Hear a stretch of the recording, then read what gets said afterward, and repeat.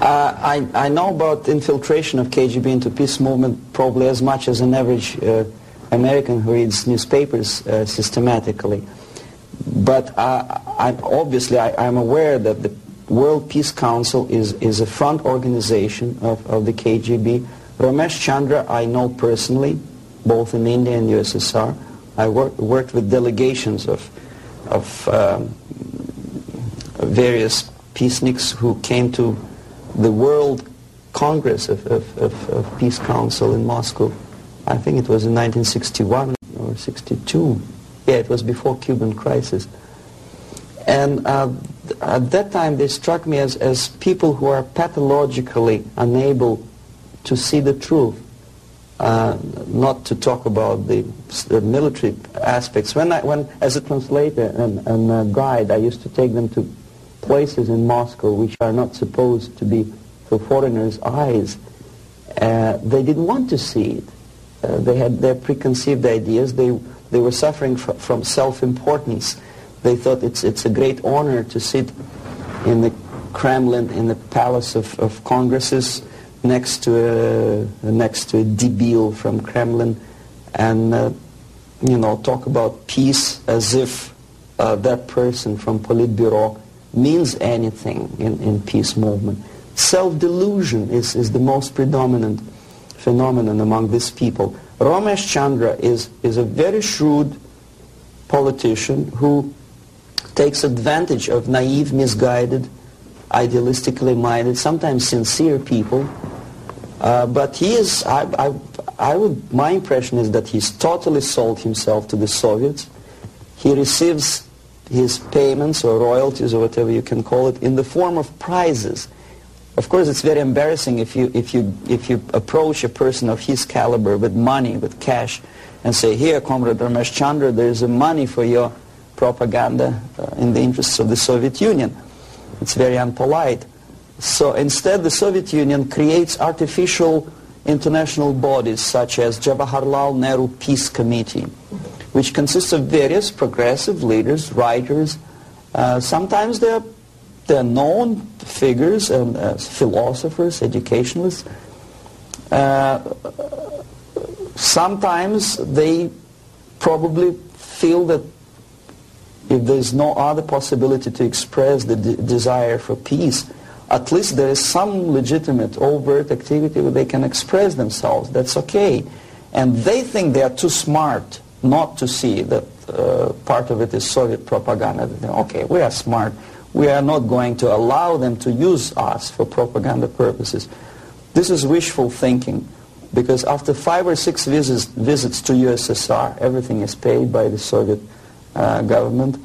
After spending several vacations on a Black Sea coast in luxurious atmosphere with 2 or 3 nice girls, interpreters, lots of vodka and caviar, books published, vapid books which nobody reads in the United States, all of a sudden published in millions of copies in USSR in various languages, that tickles their ego. They think they are somebodies all of a sudden. It's difficult to resist the temptation. Romesh Chandra is exactly that type of personality. He was approached at a very early stage, and he didn't have willpower and moral principles to resist the temptation, to resist the approach. And by now he's just a pawn in the game, high-ranking pawn. And if he is dismissed or dies natural death, there will be another, the line of people who would like to take his place. Yes, KGB takes very active part in the peace movement, and if these people were sincere as they say they are, they would start demonstrating in Kremlin, or I mean in Red Square, not in Washington, D.C., or in the Central Park in New York or in Los Angeles.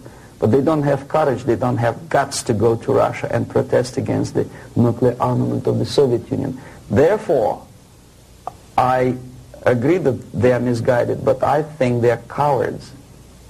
They are unprincipled, dishonest people. And there's no justification that they are misguided or poorly informed. It's their fault that they're poorly informed. There's enough information, there's enough possibility, in case of United States citizens, there's enough freedom to do what their consciousness should tell them to do. Go to Russia and protest against armament. It doesn't take much courage to take part in demonstration in Los Angeles. But if you're really genuinely concerned about peace, tell it to Brezhnev, tell it to Andropov, and we'll see how courageous and sincere you are. They don't do it. Well, the greatest strength, I think, is the basic principle of American democracy, common sense, and the value of the principles of private property and respect to human dignity and individual rights. The weakness is the permissiveness and lack of moral stamina, which, if you are a religious person, could be interpreted as probably alienation from religion, alienation from God. Thinking too much in materialistic terms, thinking in short span of time for pragmatic advantages, disregarding the perspective of civilization.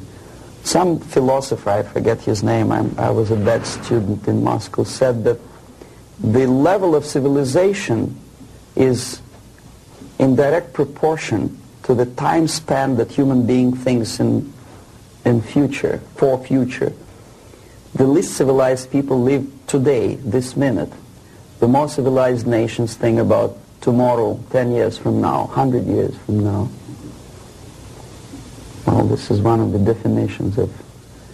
Unfortunately, Americans are made to think in shorter and shorter time span terms. This is the greatest weakness. So therefore, enjoy life and make love, not war. I think that willpower and revitalization of traditional moral values and principles is the most desirable thing now, today. The sooner the better. The things, the principles and values on which the affluence and success of American civilization depends and based upon should be immediately revitalized and brought back to school programs, to media, and let's face it, propaganda. I'm not afraid of this word, unlike the left liberal journalists who think, oh, well, it's propaganda. I don't see anything wrong in propagating the basic moral principles and values on which America is built. Willpower, faith, unshakable faith that this country, this civilization is right and the enemy is wrong. No amount or no number of nuclear warheads and no size of the army will help United States to survive, whether there's nuclear war or conventional warfare. Vietnam proved very clearly that with all the technology, with all the supersonic bombers and napalm and whatnot, electronic gadgets and cold beer and Coca-Cola, you cannot defeat an enemy unless you are fighting and have faith in the righteousness of your fight. So that's the most urgent thing, I think. Wake up and convince yourself that you're on the right side. There should not be no neutralism or objectivity. Objectivity is good when you are discussing philosophical concepts. In today's world, if you are neutral, you are already an enemy of your own country.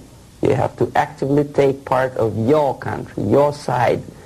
One of the reasons of my defection is that I took side. I was decided to take part, to take choice, to make my own personal choice. For some strange reason today it's very fashionable, it's considered to be an intellectual shift, not to take sides.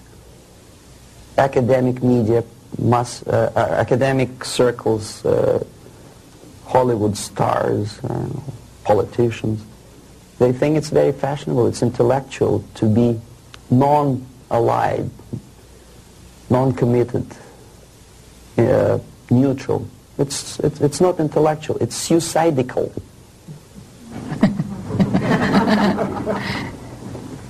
Suicidal.